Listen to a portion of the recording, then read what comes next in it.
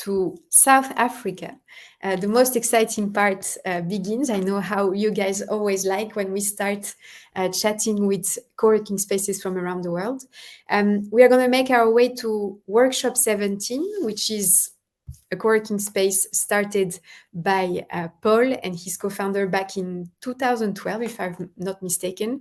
I've been following Workshop17 for a while, and I'm quite amazed by the journey Paul and his team went through, starting one co-working space in one city to grow today. And maybe Paul will tell us if the number is still correct or not, to 9 co-working spaces in 3 cities and 2 countries. So I'm really looking forward to having Paul joining me. Hi, Paul. Are you here? I am. Good morning, Pauline, and good morning, everyone. How are you today? I'm very good. I'm keeping warm. As you can see, I'm in a sweater. I don't know how much of the watches are in the south, but we are in the midwinter in Johannesburg. But it's still very sunny, but it's chilly. Well, yeah, I don't know. We might see some comments coming up as to where people are watching us from. I know we have people from New Zealand, Switzerland, so maybe some of them can relate to your coldness. Can we start with the short introduction about who you are and what you do? Good. My name is Paul. I'm the co-founder of Workshop17, a network of flexible workspaces in South Africa and Mauritius. As you told us, I founded it together with Mark Seftel in 2012. Indeed, we opened our first one in the inner city in Maboneng. We can speak about it later. My background is actually learning and development, and I have a PhD in education. So my passion is learning, and especially learning for innovation. And for me, creating Workshop17, creating co-working spaces where people from different backgrounds come together and open doors for each other, develop ideas by accidental meetings and interaction, is what Workshop17 is about. That's why Mark and I started it, basically to create to create a learning environment and a fertile ground for innovation and entrepreneurship. That's why we do it. So it's not about the air conditioning or the internet. It's really about creating this, especially in a country like South Africa, creating a platform and a space where people can focus on what they need to do and don't have to worry about all the facilities, but where different people from different backgrounds, whether it's cultural backgrounds, professional backgrounds, black and white in South Africa is an issue, obviously, rich and poor, can come together and everyone feels at home and no one feels that they're visiting someone else. Because I believe that gives the best platform to actually create ideas and build success, and not only success for their own wallets or getting a good buyout as we just saw, but also solve the problems that the world is facing.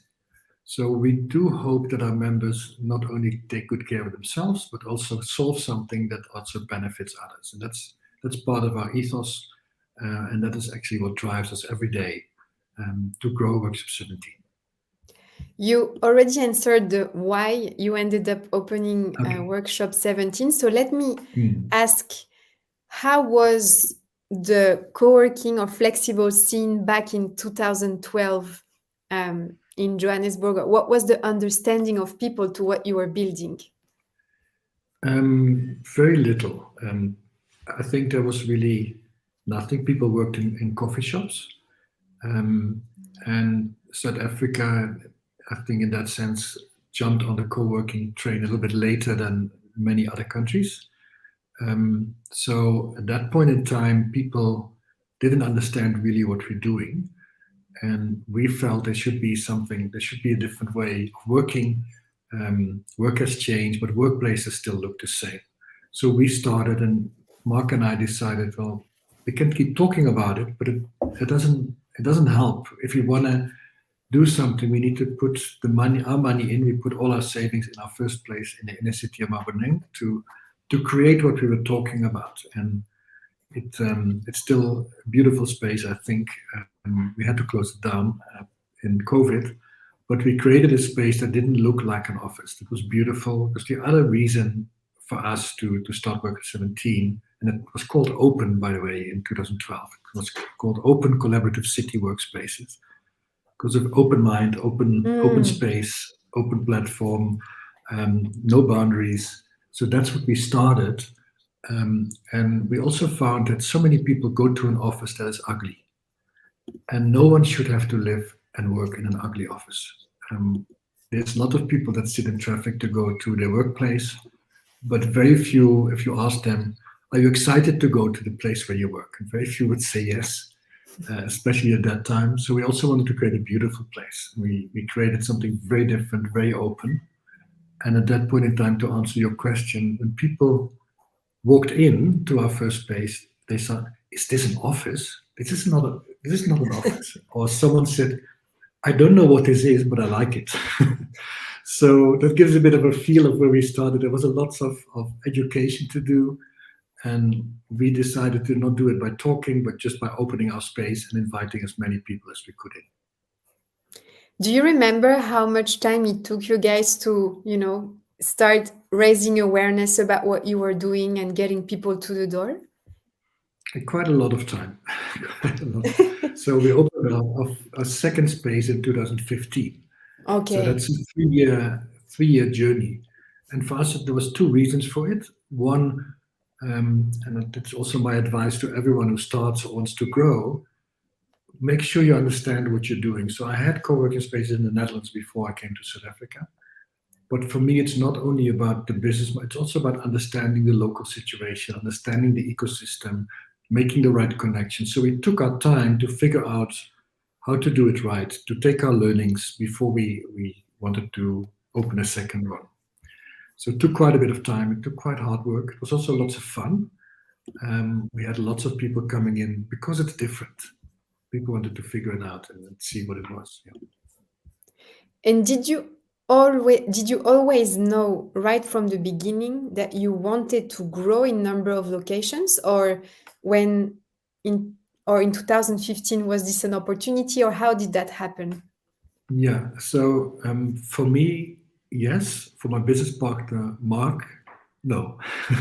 So he might feel tricked by me to get into going a bigger business than he intended. Because we wanted to create, as I said, a space for solutions and that has impact. Impact also comes with scale. So I really wanted to create more locations, not because we wanted to conquer the world, but because we wanted to build a bigger community with a bigger impact. But anyone who knows Johannesburg, what you see now, that is the second space. It's in the waterfront in Cape Town. So we moved. Our first space was in the inner city of Johannesburg, and if you know Johannesburg, it's a beautiful, interesting, grungy, problematic city. And the inner city was seen as problematic, unsafe, and we started actually in that inner city, very grungy, together with a developer who started to create an inner city community and felt we need to revitalize the inner city. Not easy if you look at the safety issues, but it's that kind of grungy, edgy space. But we're happy we did it. And then the people from the waterfront that you see the space, our second space now on the screen, they actually visited us. And they invited, "Oh, this is interesting what you've done here. Would you be interested in working with us? Because we want to develop a space in the waterfront that caters for entrepreneurs and innovators to help create solutions for Africa, whether they're big solutions or small solutions." So we were invited to the waterfront, which is, just imagine the inner city of Joburg. People in the wealthy area of Joburg wouldn't want to go there because they feel unsafe. The waterfront in Cape Town is the most visited place in Africa. It gets more visitors a year than the pyramids in Egypt. Oh, wow. Okay. It gets 25 million visitors per year. So we moved. It was a very unlikely move from the inner city of grungy Joburg to this iconic place at the waterfront in what's a very popular city, Cape Town. But it was by invitation, and it was because we met people. And we did what we stood for, and they saw it, and they gave us the opportunity. And I think that is also why we create Workshop 17. it's basically a space where people can meet each other and see what you're doing and make something more of it. And we actually benefited from that accidental meeting with David Green, the CEO of the Waterfront, and the rest is history. How was the transition actually from one space in one city to suddenly growing to two spaces in two cities? Mm. It actually felt like two companies in the beginning. And Mm, that was also because it was the Workshop17 name was invented by the Waterfront. It was the space that you see on the slide was in the past an old workshop. So it was Waterfront is the harbor. It was a working harbor, and there was all kinds of sheds with workshops in it, where the people were making the ships or making stuff, repairing ships. So this was workshop number 17, which was before we came in. The doves were flying in. It was completely empty, and it was revitalized like this. But as I said, we had open in Maboneng, inner city Joburg, and then we had Workshop 17, two brands, and that was problematic. We didn't choose the name Workshop 17. We're happy with the name now. But as small operators, we didn't have the position to dictate the name to the Waterfront. mm, So it felt very much two companies for the name because of two cities. They're 1,400 kilometers apart. wow. And that changed when we had the third place. When you had a third place, now all of a sudden there's not two separate things. Now there's three. And three starts to be a network, a little bit more than a couple. Yeah. Where was the third one? The third one was in Johannesburg again, in Sandton. And Sandton is the CBD, the business district of Johannesburg. It's where all the big corporates are. It's a huge shopping center.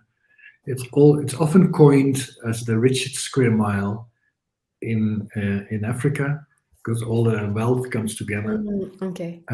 I sometimes call it the poorest square mile because everyone comes into their building. There's no interaction, no co-working. So we came in and we were the first ones to open the doors to the street, and not only with booms and cars coming in.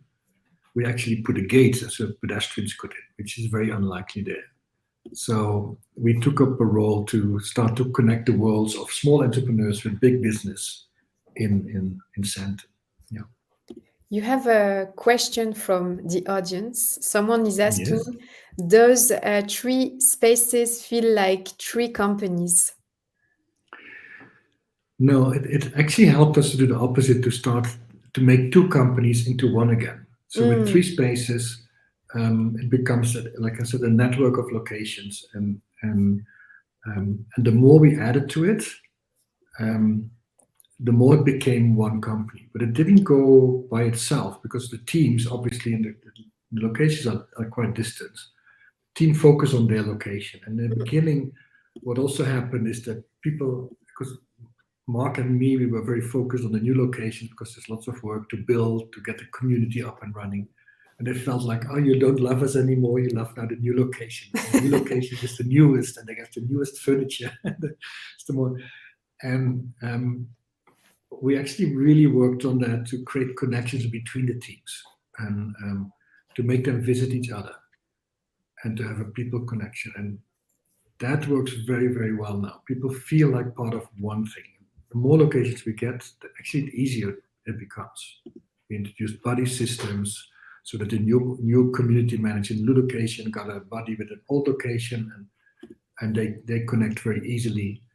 And then the next part, we also installed a culture that we're not competing to each other. So we, for instance, experimented with like sales, and we decided we don't do any sales commission because we're not about sales, we're about building relationships and building long-term community. So you shouldn't promote or reward a sale. Plus, it's a success for all of us, not for the one person there. So, and we decided to say, well, any company that comes to us, because now we have locations sometimes close to each other, within 2 kilometers. It shouldn't be where we think they must be. We must find the best place for our members and our clients. And we create a little roaming access. So that it becomes, the more we got, the more easy it became to become a company. It's an interesting point you're making, because for many operators, the challenge is always to understand when to grow. In your case, what signs were telling you that you were actually ready to grow from, let's say, let's talk now about from the third location to the fourth one. From the third to the fourth and the fifth went quite fast. We also had a big partner at that point in time, which is the largest listed company, real estate company in South Africa, who wanted to partner with us because they saw there's something happening in the workspace. It's not only the traditional way, and we want to understand it and be part of it. So they partnered with us, and it helped us grow because now we had someone who could help finance it. So as everyone will probably know, that it's not a cheap thing to make these spaces and to fit it out. And our spaces are anywhere between 2,000 and 5,000 square meters each. So it's quite an investment, and it helped in that point in time to have a big brother that can help us and give us some financial backbone. It also came with strings attached, Yeah. because now we had a big brother watching us, and it was a listed company, so we had to comply with all the corporate governance that a listed company has to comply with, which is not easy for small one. It was a good learning because our corporate governance, I think, benefited from us. But later on, we decided to take our company back. So Mark and I own it completely. So we are masters of our own destiny again, which we're very happy with. And we still work with GrowthPoint, that was our partner, but more as a preferred partner for co-working and flexible workspace than a shareholder. And I think that's a much better relationship. One thing I also want to ask you is, because you talked a lot since the beginning about your mission, vision, and the fact that, everything for you guys started with this willingness to have education, innovation at the core of what you're doing. So what has running more locations brought to the overall mission and vision of Workshop 17? I think that first the community grew. So we have close to 5,000 members at the moment, and it's anything from a big corporate to a small startup, from a township entrepreneur to someone who's starting his fourth business and has sold his previous business and is well-to-do. So the bigger it becomes, you have more access places in different areas, and your community can be more diverse. Secondly, we've become a brand that is well known, so it attracts. So it starts to reinforce itself. The bigger community becomes something like, and I said always to people, like if there's any question you have or any door that you want to open, there's a big chance that one of those 5,000 can help you take the next step. And if you have 50, it's less chance. If you have 5,000, there's more chance. Obviously, it becomes then more difficult question, and how do you connect these people, because they don't know all each other. So we developed our own app, we developed our own platform to run the spaces, and people can search if they need someone in a different field, if they need someone in marketing, or they need someone in web development, or whatever the field is. They can search and they can see, is there someone in my location, is there someone in a neighboring location, is there someone else. Plus they can use our teams to connect. So that is one thing. Second thing is that it enables us to develop more partners. We become more interesting for partners to partner with us, and we have quite a few different kind of partnerships that then provide value again for our members. For instance, we have educational partners, which are likes of Heavy Chef, which is an entrepreneur a platform for entrepreneurs for learning. It's an online learning platform. With recipes, so very short, very to the point. They develop it, and they've been a partner for us for a long time. TEDx is one of our partners, and they have the events and the training with our location. So it opens quite a few elements for our members. Secondly, we have convenience partners or business partners. Some like so we recently partnered with a company called iStore, which is actually the Apple in South Africa. So if you have, you get better deals as a member, but you also get more convenience. So if your phone's not working once a week in the location where I am, a technician from the iStore comes in. So instead of having to go to the shop, you can actually make an appointment for 15 minutes with someone to look at it or keep working, give it to him, and he can sort it out and give it back. So we try to make it convenient because the principle is if you want to grow your company, that's a lot to do. Let's take away all the stress points. What are the stress points around it? And thirdly, I spoke about impact earlier, we have impact partners, and we try to combine um, value for our members with supporting entrepreneurship development in like the rural areas or in the township areas. So an example of that is a company called Munching Mongoose, which is an online shop for organic vegetables and fruit mainly, but a little bit more. Um, it enables our members to order online and to pick up their food at Workshop 17. So it's very friction free. It's good food. It's healthy food. So it supports health. But in the background, Munching Mongoose is not just a company. They develop what they call agripreneurs. So they create farmers which then can become more successful and bigger farmers than they would be in the township because now they get access to an affluent market who can pay for and values organic food, so they get more income. So we try to connect those worlds.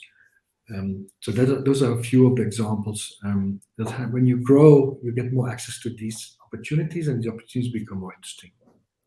You have another question from the audience, from John, who is the founder of a co-working space in Berlin called Tuesday Co-working. Yes. John is asking, Hi, John. during your growth, were there any unexpected synergies in terms of operations? For example, having one internet provider or one insurance partner for all 9 spaces? Yes, so yes, there are some. So we can get better internet deals and better speeds. We can pool the resources. So we make an arrangement for we have 1 gig line in each location at least, and we have 2 backups. And to make a deal nationally for 7 or 8 locations, you become a stronger negotiating partner, or cleaning companies, and you become more interesting for them. So yes, that helps. Takes a bit of time to figure out what's the right partner. So we change over time because the consistency wasn't there in delivery. But it certainly scale and certainly helps to become have better deals. The other part is that because with the important part is our design and fit out of the spaces. They're quite high end and quite lifestyle, and we've developed, for instance, our tables. We developed it together with a supplier who fabricates the table. So it's again a factory. They employ staff, so it grows their business. Because we grow, we buy a lot of those tables, but we also design them, and they become part of our language. And our tables are not just a desk where you sit on, but they are all connected with separate wireways, with electricity. We can daisy chain tables, so we can bring electricity through the room without having fly leads and cables lying all over the place. So developing those partnerships, also the supply chain, is quite interesting. Again, they're local suppliers, local materials, for ecological reasons, for cost reasons, but also and job creation reasons. You also recently opened 2 new locations, if I'm not mistaken, outside of South Africa in Mauritius Yes. Island. For those of you who do not know where Mauritius Island is, it's in the Indian Ocean, close to Madagascar, kind of. How is growing in another country, far from where you are, different than what you've experienced so far? It's a different country with a different currency, different culture, and we've been asked to come to Mauritius quite a few times, and I think this is a Mauritian space that you're now showing Yeah. us. It's we only did it because we found a partner that could run our Mauritian business. It's a South African that moved there, and we strongly believe we need to be embedded in the local economy, understand the local dynamics. So we have a partner, a South African, that's moved there since 2 years now, I think.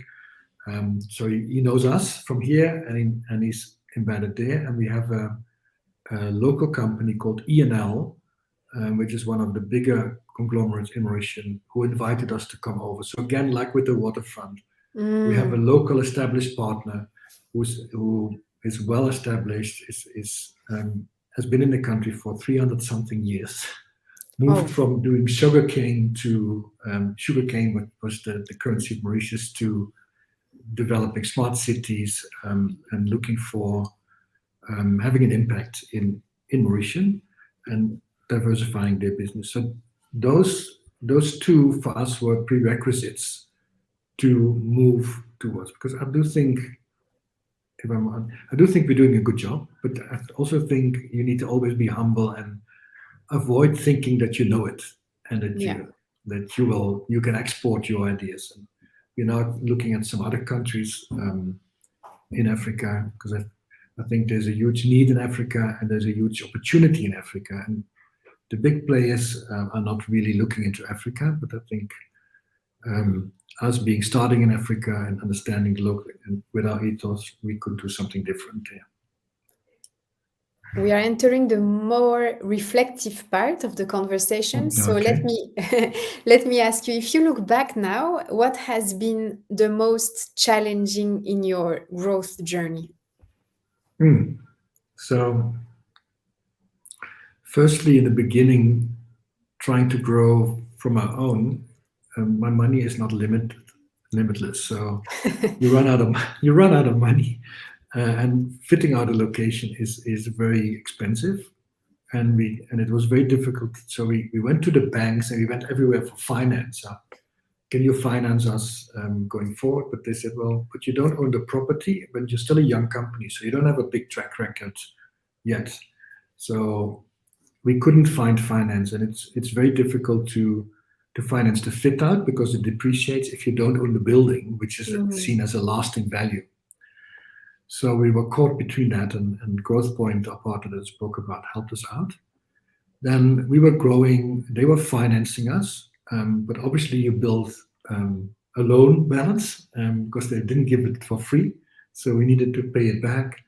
And then COVID hit, and we had 6 locations, and COVID hit, and in South Africa it meant lockdown, but then complete lockdown. So just to give you an idea, for a month, more than a month, people weren't able to leave their homes. Oh, wow. Okay. You couldn't even go out for a walk. Then after that, you were allowed to go out for a walk between 8 and 9 in the mornings. But now we are in this business, and we have leases, and we have a loan to pay back, and our doors are shut. Obviously, we have contracts, but also our members were struggling. So you can't ask a small business that's struggling, say, well, you have a contract with us, you must pay us. But then they say, well, we can't come into the office, and we don't have the money. So that was a tough time. And we really thought, and I'll be honest, we really thought, should we close the business down? Should we liquidate? Because how do we manage this? And because there was no end in sight, the lockdown was quite long, and the obligations kept running. So it was actually, in the end, COVID helped us to completely restructure our business. And we now, most of our locations operate on a management agreement. I don't know, those of you in the meeting, it's like hotels. So what we do, we design and we manage. We design, build, and manage. Basically, we provide a service, and the landlord owns the building. So we ask the landlord to invest in the building, and we promise them a good return for their space. But they finance it, and we operate it. So we are operating and service company, and we became what they call asset light, which then allows us to grow faster, and our track record is now growing. So landlords also seeing the change. So COVID in the short term was almost the end of our business, to be honest. I had lots of sleepless nights. We had 50 people staff. In South Africa, one person that works caters for 8 to 10 family members because of the high unemployment. So the responsibility was like the easy way out would be liquidate. But we wanted to go through with as many staff standing and being able to provide for their family, and as many businesses that were with us, because we had quite a big community already, also surviving. And I can say I'm very proud of what we did, but it also propelled us to the success that we're having now and the growth that we can have and the change of business that's much more light, less heavy. And it was the biggest gift in the end for us. That's really admirable from you guys. One more question, and then we will wrap up the session. What would be your number one piece of advice for co-working operators watching us today and thinking about growing their space? Yo, that's always difficult to say because I'm not. Everyone has their own situation. Firstly, I think do it when you're passionate about growing. Don't do it because they're just a business opportunity. It's hard work. So anyone who runs a co-working space knows it's not an easy thing. It looks simple on the outside. It looks cool, but there's lots of moving parts and lots of risk to manage. So do it when you're passionate about it and find the right partner and the right location that's in line with you. So there's a lot of work to make a location happen, but you can't move your location. Don't go for the first opportunity. Find your right partner. Say no when you doubt. I think that's also important. And you become more attractive the more you say no. If you're too eager to say, oh, we want to grow, someone comes along and take it, you can have the risk of taking advantage of on being in the wrong spot. Thank you so much, Paul, for everything you just shared. It's always very enlightening for me to listen to you. And as I said in the beginning, I've been a big fan of Workshop 17 and the journey you went through to be where you are at today. I know that we have a few more questions. Actually, we have one more question. Maybe, okay, I'll just ask it. And then we move to Ivan. Claudius from Switzerland, watching you from St. Gallen, is asking, how do you calculate your management fee? Okay. We have 3 components that we put in a management agreement as our management fee. We call it, the first one is called the HQ recovery. So we pool some staff like finance, HR, business development, IT, so you don't have to have it per location.